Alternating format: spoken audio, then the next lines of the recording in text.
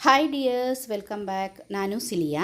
ಇವತ್ತಿನ ವಿಡಿಯೋದಲ್ಲಿ ಮೆಂತೆ ಕಾಳು ಮತ್ತು ಗೋಧಿ ನುಚ್ಚನ್ನು ಉಪಯೋಗಿಸಿ ಮಾಡುವಂತಹ ಒಂದು ಆರೋಗ್ಯಕರವಾದಂತಹ ಆಹಾರ. ನಮ್ಮ ಅಡುಗೆ ಮನೆಯಲ್ಲಿ ಸದಾ ಇರುವ ಮೆಂತೆ ಕಾಳುಗಳು ಹಲವಾರು ಔಷಧೀಯ ಗುಣಗಳನ್ನು ಹೊಂದಿದೆ.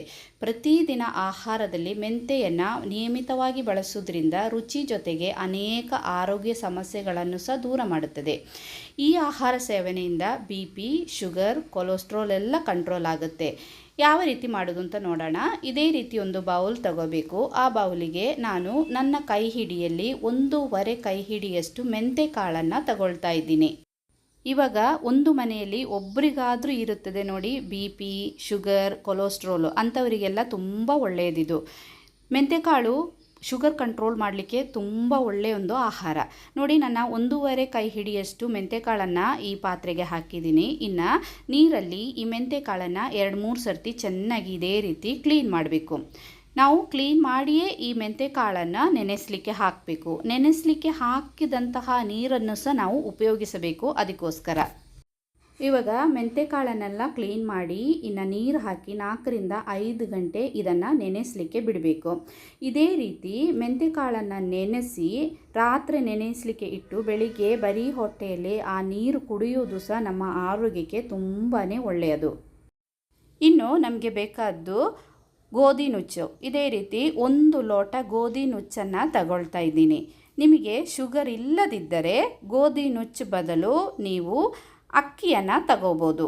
ಶುಗರ್ ಇರುವವರು ಯಾವುದೇ ಕಾರಣಕ್ಕೂ ಅಕ್ಕಿಯನ್ನು ಯೂಸ್ ಮಾಡಬೇಡಿ. ಇದೇ ರೀತಿ ಗೋಧಿಯನ್ನೇ ಉಪಯೋಗಿಸಿ, ತುಂಬ ಉತ್ತಮ.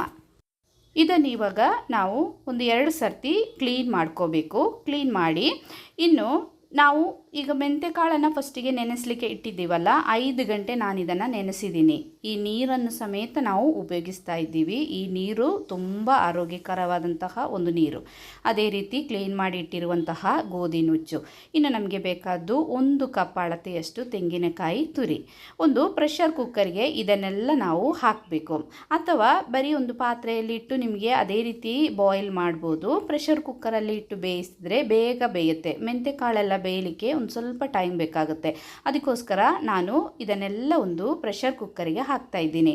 ಗೋಧಿ ನುಚ್ಚನ್ನು ಹಾಕಿದ್ದೀನಿ. ಅದೇ ರೀತಿ ನೆನೆಸಿಟ್ಟಿರುವಂತಹ ಮೆಂತೆಕಾಳನ್ನು ಸಹ ಹಾಕ್ತಾ ಇದ್ದೀನಿ.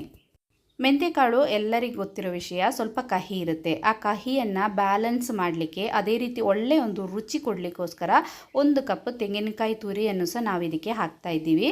ಇನ್ನು 1 ಚಮಚ ಜೀರಿಗೆಯನ್ನು ಸಹ ಇದಕ್ಕೆ ಹಾಕಿ ನಾವಿನ್ನು ಇದಕ್ಕೆ ನೀರನ್ನು ಸೇರಿಸಬೇಕು. 1 ಲೋಟ ಗೋಧಿ ನುಚ್ಚನ್ನು ತಗೊಂಡಿದ್ದೀವಲ್ಲ, ಅದೇ ಲೋಟವನ್ನು ತಗೋಬೇಕು. ಅದೇ ಅಳತೆಗೆ ಹಾಕಿದರೆ ಕರೆಕ್ಟ್ ಕನ್ಸಿಸ್ಟೆನ್ಸಿಯಲ್ಲಿ ಸಿಗುತ್ತೆ ನಮಗೆ. ಯಾವ ಕಪ್ಪಲ್ಲಿ ನಾವು ಗೋಧಿ ನುಚ್ಚು ತಗೊಂಡಿದ್ದೀವೋ ಅದೇ ಕಪ್ಪಲ್ಲಿ ನಾನಿವಾಗ 3 ಕಪ್ ನೀರನ್ನು ಹಾಕ್ತಾ ಇದ್ದೀನಿ. ನೋಡಿ, ಇದು 3ನೇ ಕಪ್ ನೀರನ್ನು ಸಹ ಹಾಕಿ ಇನ್ನು ಇದಕ್ಕೆ ರುಚಿಗೆ ತಕ್ಕಷ್ಟು ಉಪ್ಪನ್ನು ಸಹ ಹಾಕಬೇಕು. ಉಪ್ಪನ್ನು ಸಹ ಹಾಕಿ ಒಳ್ಳೆ ಇದನ್ನೆಲ್ಲ ಮಿಕ್ಸ್ ಮಾಡಬೇಕು. ಮಿಕ್ಸ್ ಮಾಡಿ ಇನ್ನು ಪ್ರೆಷರ್ ಕುಕ್ಕರನ್ನು ಕವರ್ ಮಾಡಿ 3 ವಿಸಿಲ್ ಆಗುವಷ್ಟು ನಾವು ಇದನ್ನು ಬೇಯಿಸಬೇಕು. 3 ವಿಸಿಲ್ ಆದ್ರೇ ಇದು ಚೆನ್ನಾಗಿ ಬೇಯೋದು. ಇದನ್ನು 3 ವಿಸಿಲ್ ಆಗುವಷ್ಟು ನಾವು ಇಡೋಣ. ಆ ಟೈಮಲ್ಲಿ ಒಂದು ಒಗ್ಗರಣೆಗೆ ರೆಡಿ ಮಾಡೋಣ. ಇದಕ್ಕೆ ಒಂದು ಒಳ್ಳೆ ಒಗ್ಗರಣೆ ಕೊಡಬೇಕು. ಬರೀ ಈರುಳ್ಳಿಯಲ್ಲಿ ನಾವು ಒಗ್ಗರಣೆಯನ್ನು ಕೊಡುವುದು. ಇದೇ ರೀತಿ ಸ್ವಲ್ಪ ಈರುಳ್ಳಿ ತಗೊಂಡು ಅದನ್ನು ಸಣ್ಣದಾಗಿ ಕಟ್ ಮಾಡ್ಕೋಬೇಕು. ನಮ್ಮ ಹಿರಿಯರು ಹೇಳಿಕೊಟ್ಟಿರುವಂತಹ ಕೆಲವೊಂದು ಆಹಾರ ಪದಾರ್ಥಗಳಿರುತ್ತೆ ನೋಡಿ, ಅದನ್ನೆಲ್ಲ ಬಿಟ್ಟು ಬಿಡದೆ ನಮಗೆ ಸಮಯ ಇರುವಾಗ ಇದೇ ರೀತಿ ಅದನ್ನೆಲ್ಲ ಮಾಡಿ ಸೇವಿಸುವುದರಿಂದ ನಮ್ಮ ಆರೋಗ್ಯಕ್ಕೆ ತುಂಬ ಒಳ್ಳೆಯದು. ನಮ್ಮ ಅಜ್ಜಿ ಎಲ್ಲ ಹೇಳ್ತಾ ಇದ್ರು, ಮೆಂತೆಕಾಳನ್ನು ಇದೇ ರೀತಿ ಸೇವಿಸುವುದರಿಂದ ಎದೆ ಹಾಲು ಉತ್ಪಾದನೆ ಆಗುತ್ತೆ, ಅದೇ ರೀತಿ ಜೀರ್ಣಕ್ರಿಯೆ ಕೂಡ ಸುಧಾರಿಸುತ್ತೆ ಅಂತ. ಇವಾಗ 3 ವಿಸಿಲ್ ಆಗಿದೆ. ಪ್ರೆಷರ್ ಕುಕ್ಕರಿದು ಏರೆಲ್ಲ ಹೋದ ಮೇಲೆ ಇನ್ನಿದನ್ನು ನಾವು ಓಪನ್ ಮಾಡೋಣ. ಇದಕ್ಕಿನ್ನು ಒಳ್ಳೆ ಒಗ್ಗರಣೆ ಕೊಡಬೇಕು. ನಾವು ಈರುಳ್ಳಿಯನ್ನು ಸಣ್ಣ ಕಟ್ ಮಾಡಿ ಇಟ್ಕೊಂಡಿದ್ದೀವಿ.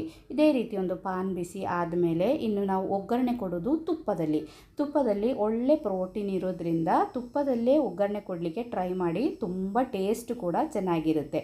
ಇದಕ್ಕೆ ನಾನೊಂದು 3 ಚಮಚ ತುಪ್ಪವನ್ನು ಹಾಕ್ತಾ ಇದ್ದೀನಿ. ಅದಕ್ಕೆ ತುಪ್ಪ ಒಳ್ಳೆ ಬಿಸಿ ಆದಮೇಲೆ ಇನ್ನು ಅದಕ್ಕೆ ಸಣ್ಣ ಕಟ್ ಮಾಡಿರುವಂತಹ ಈರುಳ್ಳಿಯನ್ನು ಹಾಕಬೇಕು.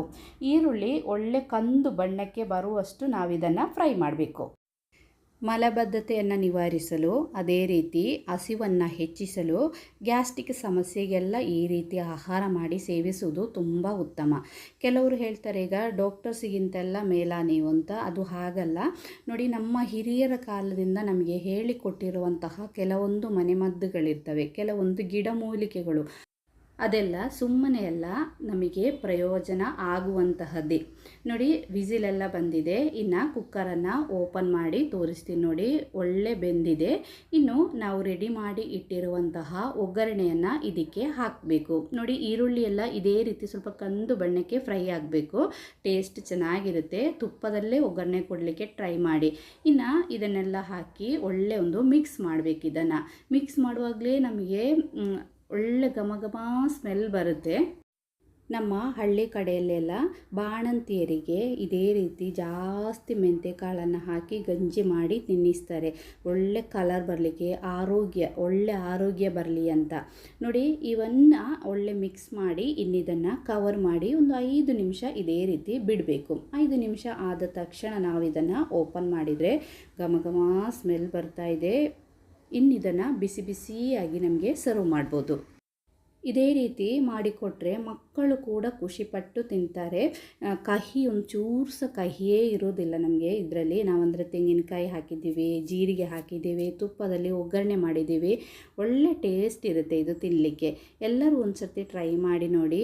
ಇಷ್ಟ ಆದರೆ ಪ್ಲೀಸ್ ಲೈಕ್ ಮಾಡಿ, ನಿಮ್ಮ ಫ್ರೆಂಡ್ಸಿಗೆ, ಫ್ಯಾಮಿಲಿ ಮೆಂಬರ್ಸಿಗೆಲ್ಲ ಶೇರ್ ಮಾಡಿಕೊಡಿ. ನನ್ನ ಈ ಚಾನಲನ್ನು ನೀವು ಫಸ್ಟ್ ಟೈಮ್ ನೋಡೋದಾದರೆ ಪ್ಲೀಸ್ ಒಂದು ಸಬ್ಸ್ಕ್ರೈಬ್ ಮಾಡಿ, ಪಕ್ಕದಲ್ಲಿರೋ ಬೆಲ್ ಬಟನ್ ಸಹ ಪ್ರೆಸ್ ಮಾಡಿ. ಮುಂದೆ ನಾನು ಹಾಕ್ತಿರುವ ವೀಡಿಯೋಸ್ ಇದು ನೋಟಿಫಿಕೇಷನ್ ನಿಮಗೆ ಸಿಗುತ್ತೆ. ಇವತ್ತಿನ ವಿಡಿಯೋದಲ್ಲಿ ಇಷ್ಟೇ. ಇನ್ನೊಂದು ವಿಡಿಯೋ ಆಗಿ ಬರ್ತೀನಿ. Till then